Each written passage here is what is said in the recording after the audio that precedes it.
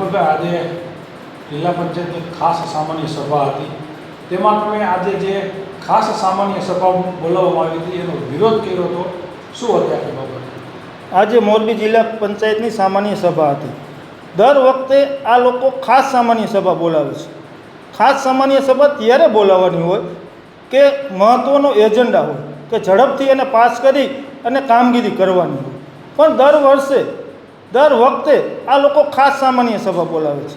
એનું એક જ કારણ છે કે મેં પ્રમુખ સાહેબને પૂછ્યું કે આ તમે ખાસ સામાન્ય સભા શું કામ બોલાવો છો?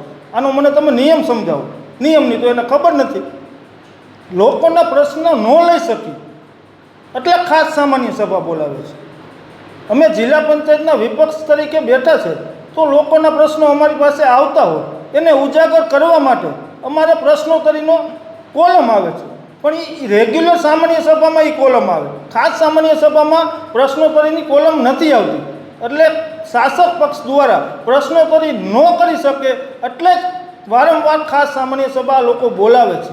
લોકોના પ્રશ્નનો વાચા આપવા માટે અમે કાયમ પ્રશ્નોત્તરી અમારી હોય છે, પણ આ લોકો અમને પ્રશ્નોત્તરી કરવા દેતા નથી. અને ઘણા બધા મુદ્દા આજે સામાન્ય સભામાં હતા. ખાસ કરીને તો ડીડીઓ સાહેબ તરફથી એક પરિપત્ર કરવામાં આવેલો હતો કે બાંધકામની મંજૂરી ગ્રામ પંચાયતમાં અરજી કરી અને તાલુકા પંચાયતના એસો આગળ એપ્રૂવ કરાવી અને પછી જ ગ્રામ પંચાયત એને મંજૂરી આપી શકે. તો આમાં ઘણા બધી મંજૂરી અટકેલી પડેલી છે. ગામડાના લોકોને આમાં ધક્કા થાય. આ પરિપત્ર ખરેખર અમે એનો વિરોધ કરેલો, સાહેબને કીધો, પણ શાસક પક્ષ દ્વારા મારી રજૂઆત હતી પ્રમુખશ્રીને કે ભાઈ આ મુદ્દો તમે પ્રમુખ સ્થાનેથી લ્યો અને અમે તમને સહકાર આપી.